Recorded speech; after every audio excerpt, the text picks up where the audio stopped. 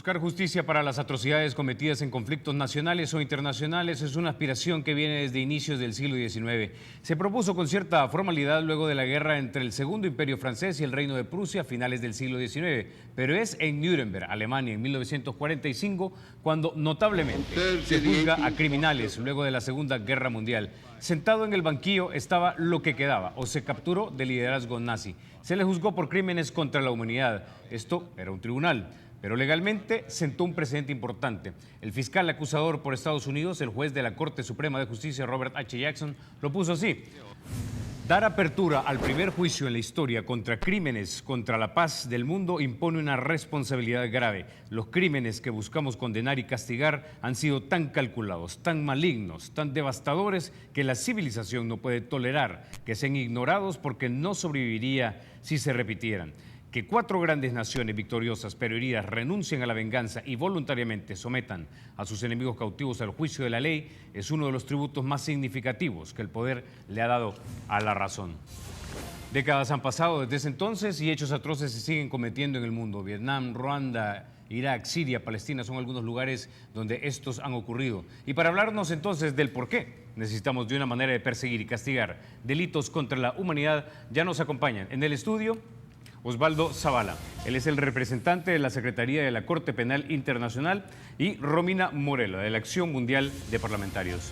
Caballero, dama, bienvenidos. Muchas gracias. Ahora, los salvadoreños de repente no conocen a profundidad qué es el Estatuto de Roma, así que empecemos por ahí. Bueno, el Estatuto de Roma es un tratado internacional que crea la Corte Penal Internacional para que juzgue por los crímenes, como usted lo comentó hace un momento, más graves de trascendencia para la humanidad. Crímenes de guerra, crimen de genocidio y crímenes de lesa humanidad. Y básicamente crea un tribunal independiente permanente con jurisdicción sobre estos crímenes a nivel internacional. Ahora, definamos qué es eso de crimen de guerra, qué es genocidio y qué es la otra categoría de crimen, para saber qué juzgarían. Bien, el crimen de lesa humanidad es un ataque generalizado y sistemático contra la población civil, y en el propio Estatuto de Roma se establecen los diferentes actos que se consideran como crimen de lesa humanidad. Luego también el genocidio está tipificado en el Estatuto de Roma, y el crimen de guerra también se tipifica específicamente los diferentes actos y se divide en conflicto armado de carácter internacional y no internacional. Entonces tenemos esta división dentro del artículo 8 del Estatuto de Roma y se tipifica específicamente cada uno de los actos. A su vez hay otro instrumento muy importante, que es los elementos de los crímenes, que establecen que es como una especie de código penal internacional y establecen las características específicas de cada crimen. ¿Podríamos citar algunos lugares que ustedes ya tienen identificados donde se han cometido estos delitos? Claro que sí. Actualmente la Corte está investigando en 8 países, en Kenia, en Uganda, en la República Democrática del Congo, en Mali, en República Centroafricana, en Sudán por el conflicto en Darfur y en Libia. Y en Costa de Marfil, perdón. Ahora, ¿cómo funciona esta corte exactamente, Romina? Bien, es muy importante hacer referencia al principio de complementariedad, es decir, que la Corte solamente entenderá cuando los estados no quieran o no puedan entender sobre un determinado caso. Es decir, los estados tienen la facultad primogénea y la obligación de investigar y juzgar sobre estos delitos que se encuentran en el Estatuto de Roma. Eso quiere decir que si de repente se cometiera un crimen de este tipo aquí en El Salvador, son primero las Cortes Nacionales las que se deben agotar. Exactamente, y eso es fundamental tenerlo en cuenta, porque son todos los estados los que deben primero juzgar e investigar estos delitos, y luego la Corte, en el caso de que ellos no puedan o no quieran hacerlo, podrá entender. Ahora, ¿qué instancia sería la que debería ir entonces a la Corte Penal Internacional una vez agotados las avenidas legales en este país? No es tanto un tema de agotamiento de avenidas legales, es más un tema de complementariedad. Si el Estado no puede o no quiere, la Corte puede actuar, o debería de actuar en ese caso. Entonces no se trata de que primero tengan que hacerse los casos internamente, sino de determinar si han hecho o no se han hecho los casos a nivel interno. Y en ese momento sería el fiscal de la Corte Penal Internacional el que determinase si efectivamente cumple con los requisitos de admisibilidad, es decir, si el Estado está juzgando o no los crímenes. Si lo está haciendo, como ya hemos tenido el caso, por ejemplo, recientemente en Libia, pues la Corte declarará el caso no admisible y dejará que Libia lleve a cabo sus procesos en el caso en concreto. Si es que no lo están haciendo, entonces en ese caso sería la Corte la que asumiría la competencia sobre esos crímenes, pero recalcando que la responsabilidad primaria siempre está en el Estado. Es decir, que de repente el fiscal internacional de la Corte Internacional Penal puede actuar de oficio. Podría actuar de oficio. Hay varias modalidades en la forma en que el fiscal puede iniciar una investigación. Una es por una remisión por parte del mismo Estado, por ejemplo, como hemos tenido en el caso de Uganda, de República Centroafricana, de República Democrática del Congo, que han sido los mismos estados que han remitido sus casos a la Corte Penal Internacional. También puede ser por remisión del Consejo de Seguridad de Naciones Unidas, como en el caso que tenemos de Libia o el caso de Sudán en Darfur. Y puede ser también por iniciativa propia del fiscal, lo cual tiene un estándar tal vez un poquito más elevado porque requeriría la aprobación de la sala de la Corte, de la sala de jueces, para que el fiscal pueda hacerlo. En ese caso, el caso de Kenia correspondería a esa forma de iniciar un procedimiento.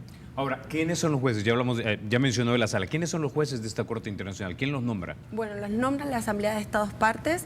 En realidad todos los Estados Partes tienen una vez al año una asamblea en la cual toman diferentes decisiones. Cuando existen el momento de elegir nuevos jueces, justamente ahora la Asamblea de Estados Partes va a elegir 7 jueces para la Corte Penal Internacional y están divididos por regiones también que deben ser elegidos cumpliendo ciertos requisitos. ¿Y estos jueces ya son jueces en sus respectivos países? No necesariamente son jueces, pero sí tienen que cumplir ciertos requisitos. En la mayoría tienen que cumplir los requisitos que sean necesarios para estar como jueces en el máximo poder, en la máxima corte dentro del Estado. Es decir, que tengan los requisitos para ser jueces de las Cortes Supremas de cada uno de los estados. ¿Quién es el que paga por el funcionamiento de la Corte Penal Internacional? Los Estados partes del Estatuto de Roma pagan por la Corte Penal Internacional. Tiene un presupuesto que se determina anualmente y a cada uno de los estados le corresponde una cuota que se calcula con base en un sistema similar al de Naciones Unidas. Tiene que ver con el Producto Interno Bruto, con la población, con el territorio, y muchos factores que entran a determinar qué porcentaje. Actualmente los mayores contribuyentes del Estatuto de Roma son Japón, que paga el 20% del presupuesto de la Corte, Alemania, Reino Unido, Francia e Italia son los mayores contribuyentes del Estatuto de Roma. En la región centroamericana y digamos de América del Sur, ¿quiénes ya han ratificado este Estatuto de Roma? Bueno, en realidad la América Latina lo han ratificado todos los estados, menos 2 o 3 de acuerdo a cómo consideramos América Latina.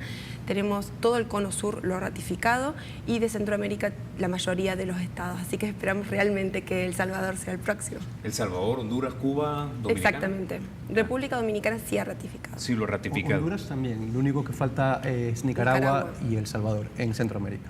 Hablemos de momentos. Sabíamos, por ejemplo, que los tribunales de Nuremberg abarcaban lo que sucedió durante la Segunda Guerra Mundial y tal vez un poco previo y lo que pasó en esa región geográfica. Pero en el caso de la Corte Penal Internacional, ¿qué espacio geográfico abarca y qué tiempo abarca? Bueno, la Corte tiene una vocación universal, de alguna manera. La Corte podría conocer situaciones que ocurran en cualquier lugar del mundo dependiendo de cómo se lleven esas situaciones a la Corte. Y lo importante, y creo que he mencionado una diferencia importante con los tribunales de Nuremberg, es no solamente la amplitud geográfica que pueda tener la Corte, que es decir, más de una sola situación en un país, sino también que no tiene que ver con un conflicto que ya haya ocurrido. El Tribunal de Nuremberg, el Tribunal para Yugoslavia, el Tribunal para Ruanda, se crean cuando los crímenes ya sean cometidos, un poco para subsanar una situación de atrocidades que existían en esos territorios. La Corte Penal Internacional se crea para el futuro y se crea para crímenes futuros en cualquiera de los territorios de los estados partes del Estatuto de Roma o por cualquiera de los nacionales de los estados partes del Estatuto de Roma. Bueno, con esta idea nos quedamos, vamos a la pausa y regresamos para ver cómo eso podría aplicar o afectar a El Salvador.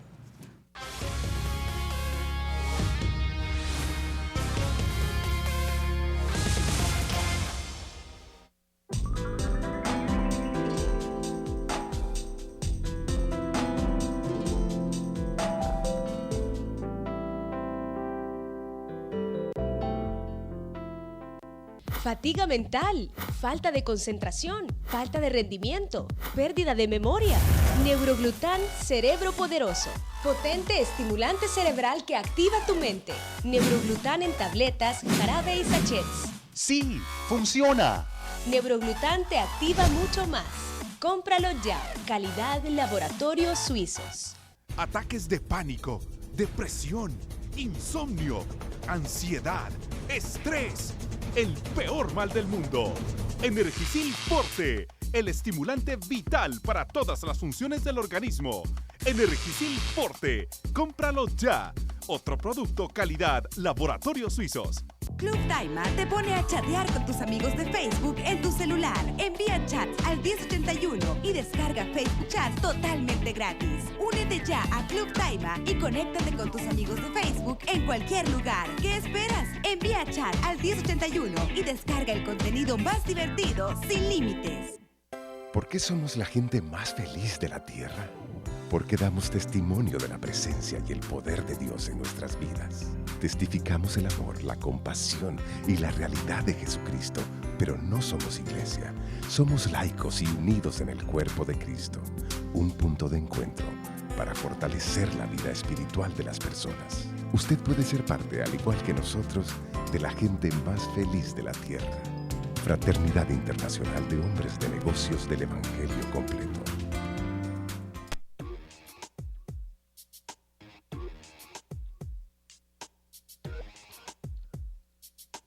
¿Sabes lo que entretiene a tus hijos e hijas? Cuida lo que ven y escuchan. Respeta las clasificaciones. Dirección de Espectáculos Públicos, Radio y Televisión. Ministerio de Gobernación.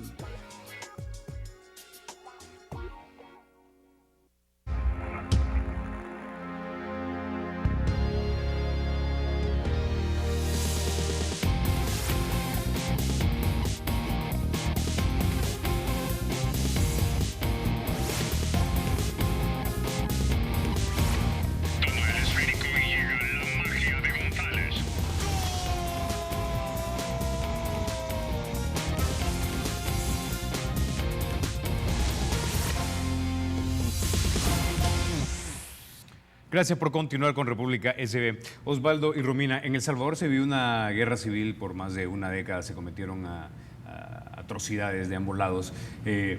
Hay una preocupación en este país de que si se ratifica el Estatuto de Roma y se crea y nos afiliamos a la Corte Penal Internacional, nos sometemos a jurisdicción, se pueden juzgar a personas que cometieron estas atrocidades. Algunas de estas personas siguen vivas, otras personas siguen teniendo influencia política. ¿Es esta jurisdicción de la Corte retroactiva? Absolutamente no. La Corte Penal Internacional solamente tiene jurisdicción para el futuro. Es decir, que en principio solamente puede conocer casos que hayan ocurrido después del 2002, julio del 2002, que es la fecha en que entró en vigor el Estatuto de Roma.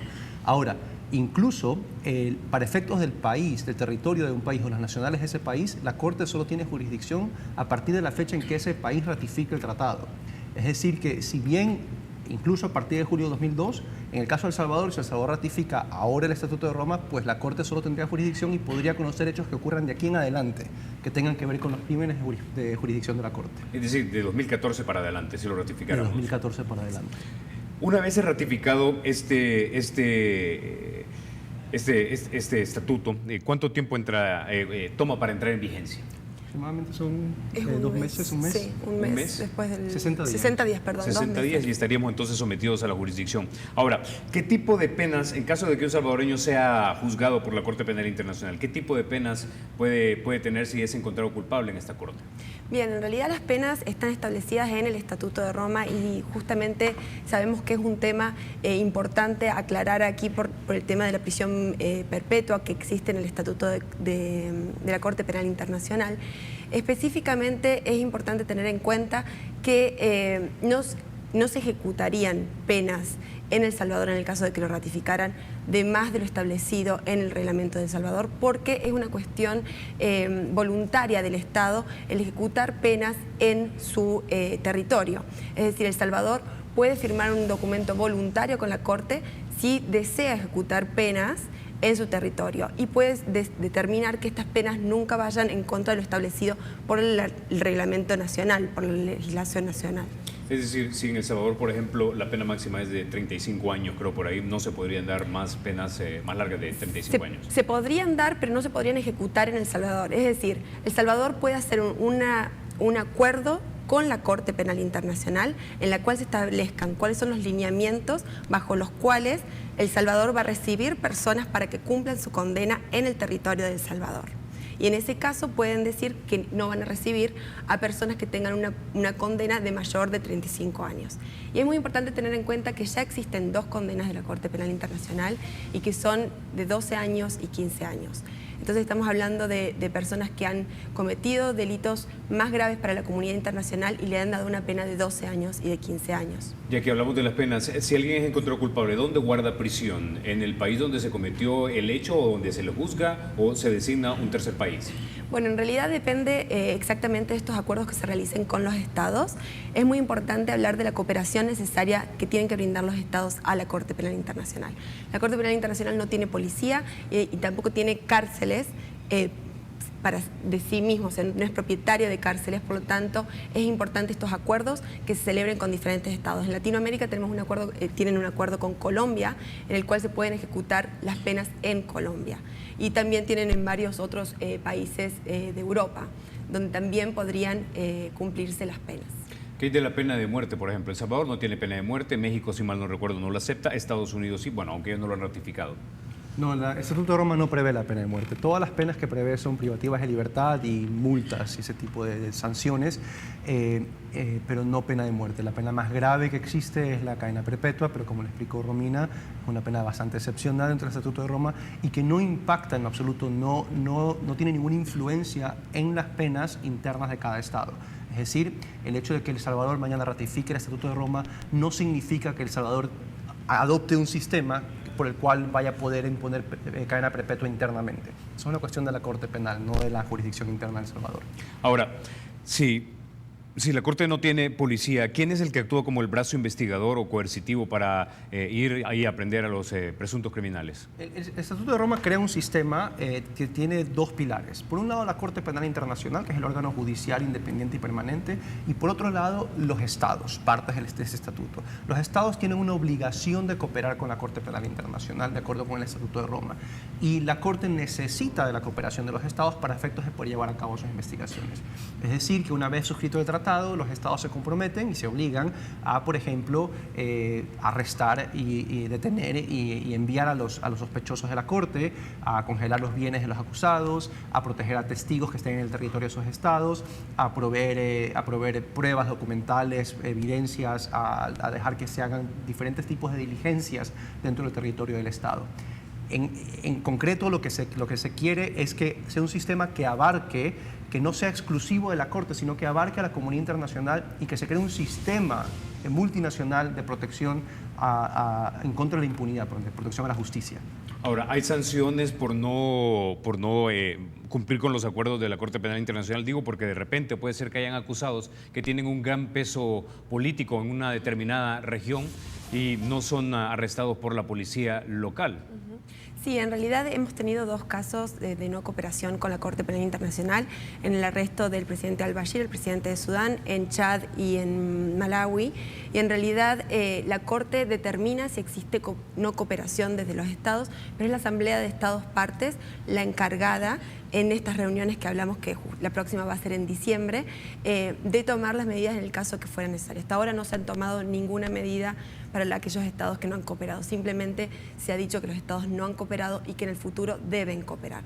Y es un debate que es muy interesante dentro de la Asamblea de Estados Partes, entre los estados que forman parte del Estatuto de Roma, para buscar que el resto de los estados que forman parte sí cooperen en este tipo de acciones. Básicamente quiere decir que se ratifica y se espera que lo cumplan, pero no necesariamente hay un mecanismo como para poder hacerlos cumplir. Hay un mecanismo de llamado político y de presión política para hacerlos cumplir. Eso es parte de la experiencia también de los tribunales altos de Yugoslavia, de Ruanda, en lo que hubo una necesidad de a lo mejor involucrar a organizaciones internacionales como Naciones Unidas, como la Unión Europea, para que ejercen cierto tipo de presión política para que los estados cumplan con sus obligaciones internacionales. En el caso del Estatuto de Roma, los jueces pueden determinar la no cooperación, como lo mencionaba Romina, pero le corresponde a la Asamblea de Estados Partes encontrar los mecanismos para hacer cumplir estas obligaciones. Lo importante es no ver la cooperación como una cuestión de que si no se coopera hay una infracción de parte del Estado, sino que también los estados, la comunidad de estados, la Asamblea de Estados Partes, se compromete incluso a buscar los mecanismos para ayudar a los estados que no han cooperado, para entender por qué no cooperan, y si son cuestiones políticas o son cuestiones de capacidad técnica, por ejemplo, y tratar de buscar la forma de que la comunidad le preste el apoyo a los estados para que puedan efectivamente cooperar con la Corte, que es lo que se quiere. Lo que se quiere es tener un sistema de que la cooperación funcione. Romina, ¿aplican los derechos y garantías de la Constitución de El Salvador una vez ha ratificado este estatuto? En el sentido de que si se realizara en el futuro uno de estos crímenes establecidos en el Estatuto de Roma, los procesos nacionales, por supuesto, aplicaría la Constitución de El Salvador. En realidad es muy interesante que nos haga esa pregunta porque justamente ayer en el foro que tuvimos en la Asamblea Legislativa, muchas preguntas vinieron en relación a si el Estatuto de Roma iría en contra de la Constitución de El Salvador. De acuerdo a nuestro análisis, realmente no contravendría ninguna de las normativas, ninguna de las reglas que existen en la Constitución, teniendo en cuenta y analizando el texto del Estatuto de Roma y todas las salvaguardas que el Estatuto de Roma y también los el documento de elementos de los crímenes ofrecen para realmente considerar de que no existe ningún tipo de contravención. Bueno, con esta idea nos quedamos. Gracias, Osvaldo. Gracias, Romina, por explicarnos el Estatuto de Roma. A ustedes, amigos, en casa, los espero en minutos. Vamos a hablar de la elección del presidente de Corte de Cuentas con dos de los diputados que son entendidos en el tema.